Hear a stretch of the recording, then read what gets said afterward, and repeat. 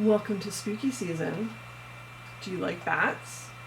Do you like gathered skirts? Do you want to know how to put bats on a gathered skirt? Well, stick around because I have a very spooky and batty tutorial just for you.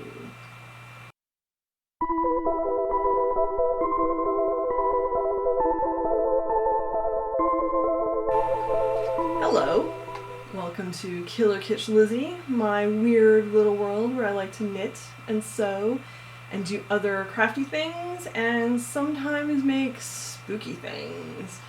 Well, it is the spooky season, or in my world it's spooky all year long, but beginning of October, officially we're allowed to be spooky without people getting mad at us. It's also pumpkin spice season. So I'm here to talk about a bat skirt that I made. You can't really see it on Bunty right now. There are going to be photos that are going to pop up to show you close-ups of the skirt. She's also wearing something that you're going to see in the next video, which is about my Halloween garment makes. But I have been planning making this skirt for several months now. I was looking for the exact right green because my vision of the skirt was green with bats on it. I didn't find the exact green, but I did find something very close. So you're gonna see a better photos and better video of the skirt shortly. I just wanted to talk about why bats. That's my theme this year for Halloween. From all my garments. Well, not all of my garments, for my combination of garments, let's say. I've been obsessed with bats since I was a kid. I was the kid that when we were out at night on a hot summer night, running around playing hide and seek or tag, that was more interested in the bats flying above us than the actual game. And unfortunately, bats have a really bad reputation. When we were kids, we were told that they'll fly into your hair. They have rabies. Vampire bats. And yes, they can carry rabies, so do not handle bats unless you have been properly vaccinated or you are a professional. I don't want people running out and getting bats now. But bats are really good for our ecosystem and the environment. They do kill mosquitoes and other bad bugs. Having healthy families of bats around actually keeps down the mosquito population in the summertime. You know, they also help to pollinate.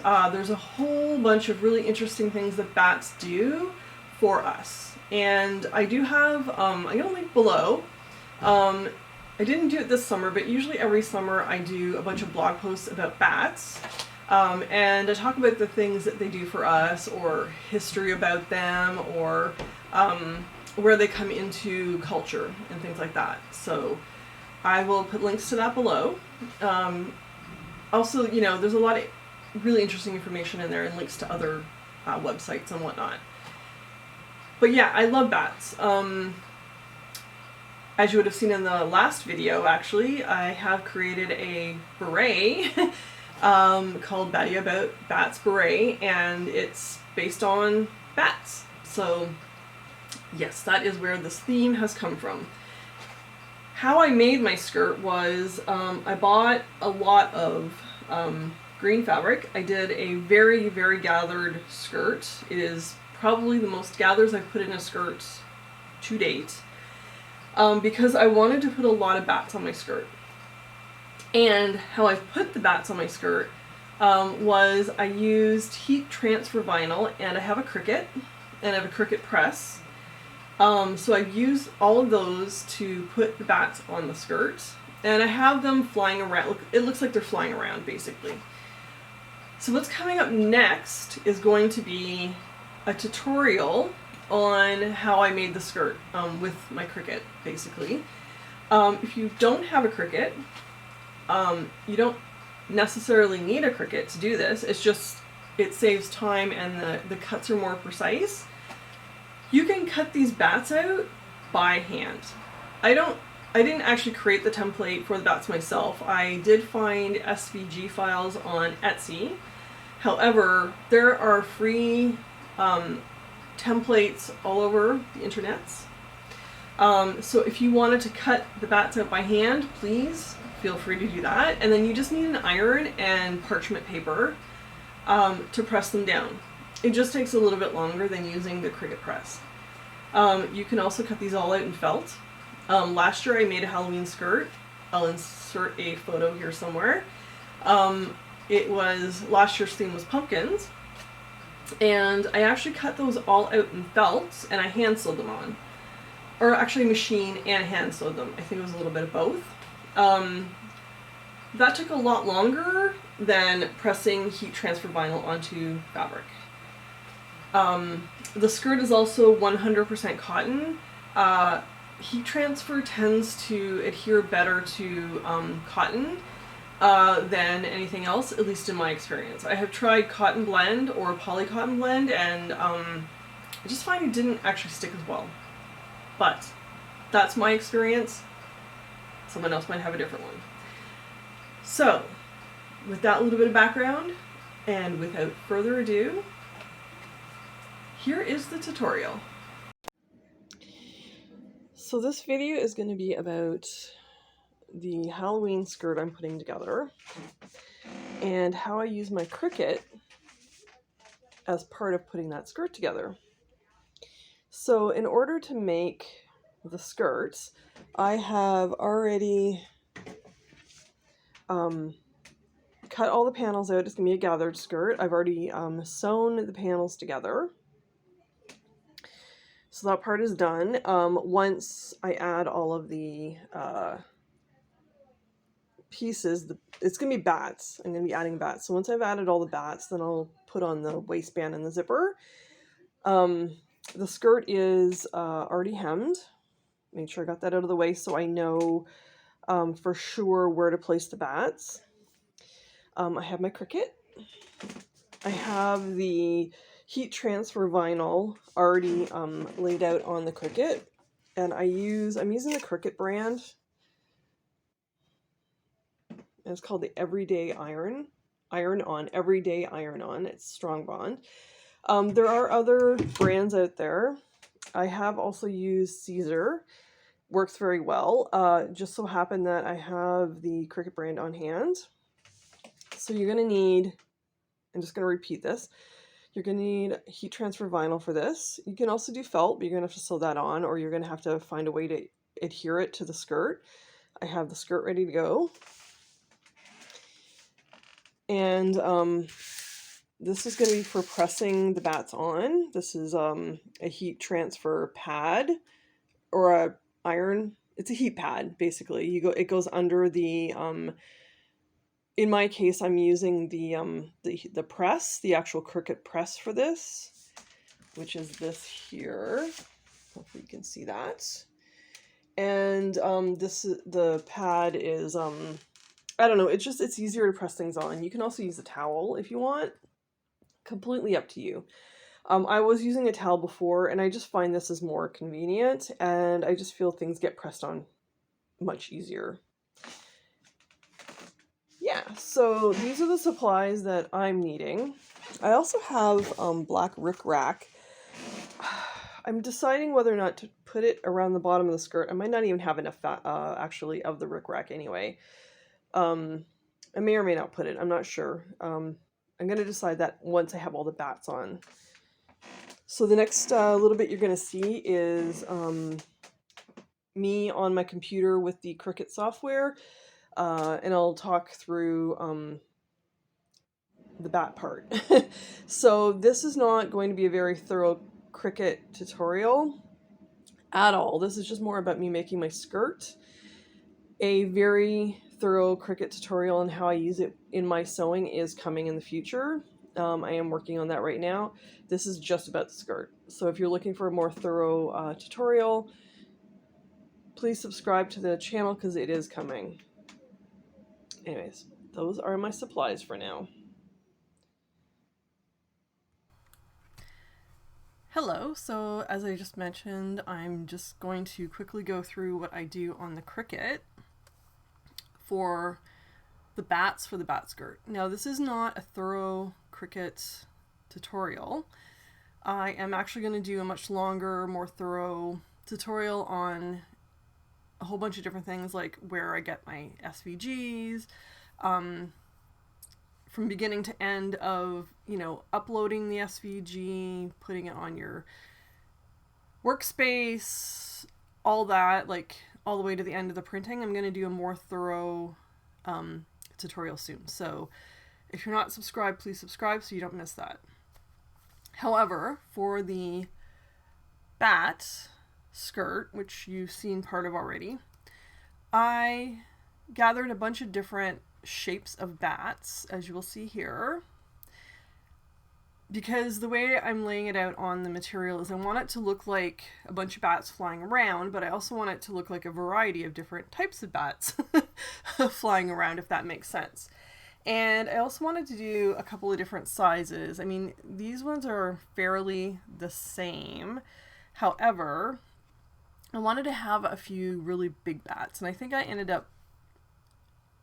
end up printing like, I don't know, 5 or 6 of them. We'll see. So what you do is once you place your bats on your workspace, you can move them around. You have to click on it to select it. You can move them around to fit onto your space. So in my case, I have a regular size mat for my Cricut, and the max space I can put all of my images on is 12 by 12. Actually, I think it's 12 by 12 and a half, or it might even be 11 and a half by 11 and a half. I'll get into that more specifically in the longer tutorial, and you'll see in a minute when I move to the next screen, but you have to have them fit.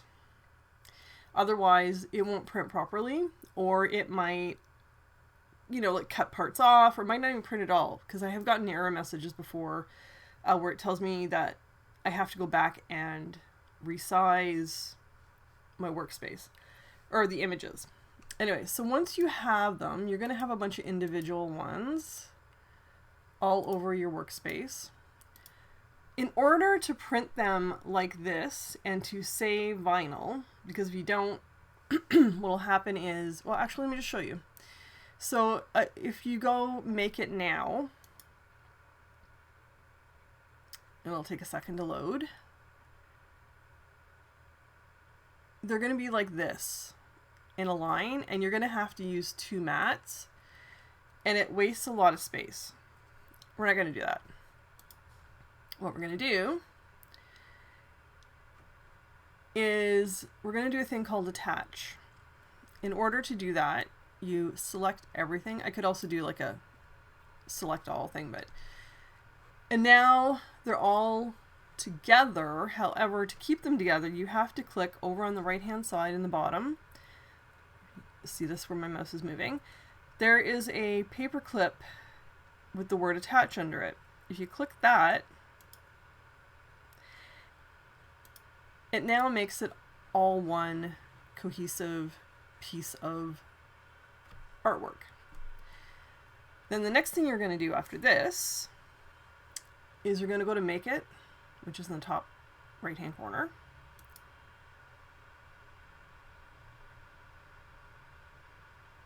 And you're going to see that they all fit. Now they have turned sideways, but they all fit within the mat.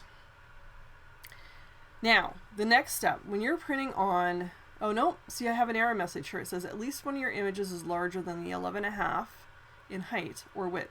So I'm going to click cancel.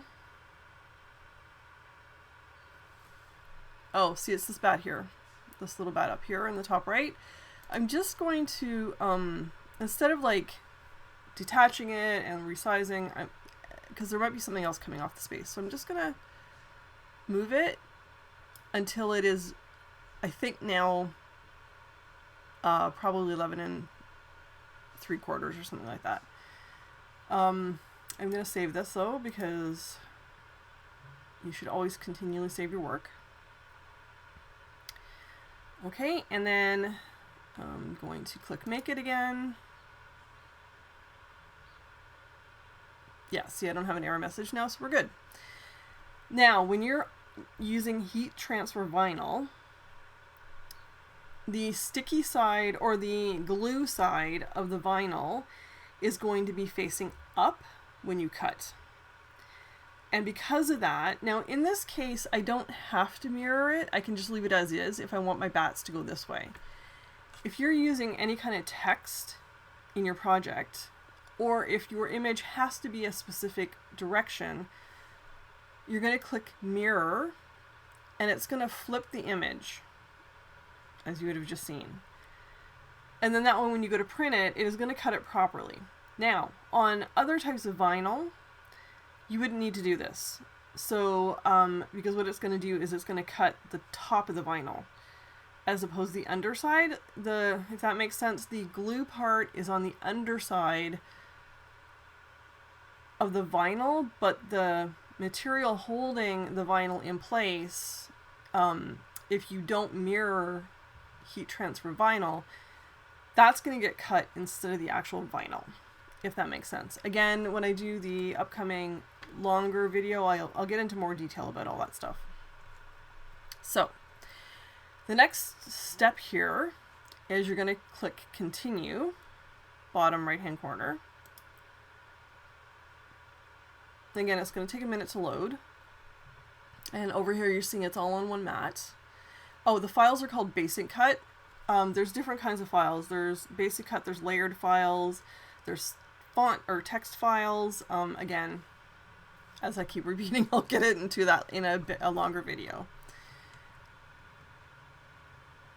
Oh, I see. Okay, I don't have my Cricut on at the moment, so that's why we're getting this. If I had my Cricut on, then you would see the next screen, which would tell you to make sure you had the right blade, the right setting, and whatnot. What I'm going to do is I'm going to insert right here, I'm going to insert that clip. In the video you're going to see right now, you're just not going to have voiceover on that part. Anyways, my apologies. But yeah, that's a quick tutorial on what to do, or what I did to create my bats. Hopefully you found this helpful, and if you have any questions, please let me know about the Cricut part of it.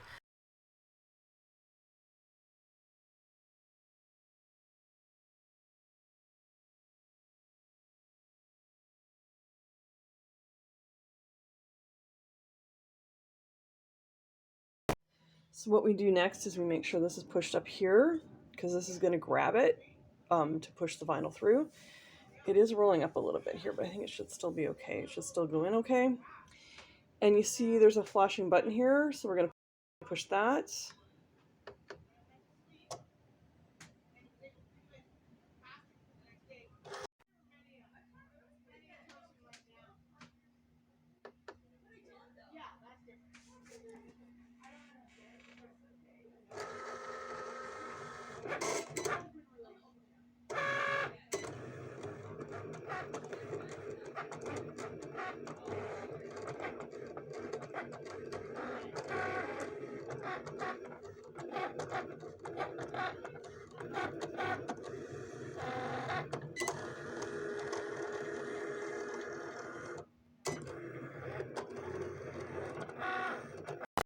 So I have some scraps left over from other projects, and I don't like to waste it, so I save everything, even the smallest pieces I save, because you can do little things with it too.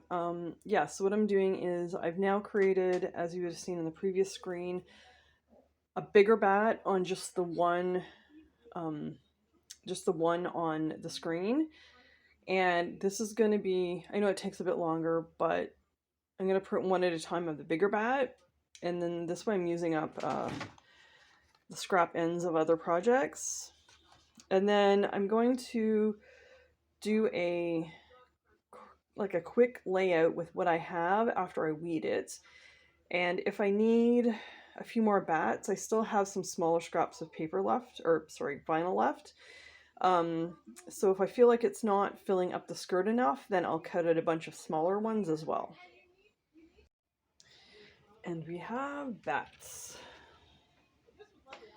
So I'm just gonna like put a few of them around the fabric that I have, just sort of kind of decide if I need more or not. I think I might be okay. I have 4 sheets of this, and then I cut out 3 more bigger bats, so I think I'm okay.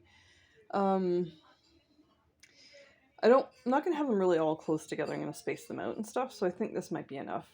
So the next thing I'm gonna be doing is cutting these out, trying them on the fabric, and then if that works out, the next bit you're gonna see is how I set up to press them. Okay, so I have roughly placed them on, so this skirt has 3 panels. So this is like on 1 1/4 of a panel, 1 and then 1/4 of the panels. I'm gonna do this for this part, and then I'll continue on. Because it is a small surface that I'm doing this on, I'm gonna have to do them one at a time. So it's gonna take a while. But what I'm gonna do is 1 panel and just see what it looks like. Because I have 4 sheets of the bats, I can do like 1 full sheet per panel, and then with the leftover ones I'll just like randomly place them where I think they need to go. I'm not going to cut any more out. This is more than enough. I might not even use them all, which I mean is unfortunate because I've weeded them all, so I'm going to have to figure something out. Maybe I'll probably just, you know what, I'm going to use them all. I'm going to make it work. Anyway, so I'm going to press these ones down, and then I will be back. Okay, it's done. I have put all the bats on. I try to be very random with them because I didn't want it to be too, you know, in order. Wanted to make sure that they were kind of like all over the place. And, you know, as bats fly at night, they're not in line. They don't fly in line. Anyways, yeah, sorry I can't show you exactly all of it because it's like a very long piece of cloth, but there you go. So next up is I just need to put the zipper in. Actually, I need to gather it up first. And then put the zipper in, and then finish the waistband. And then this is done. And then I will show a final reveal picture next.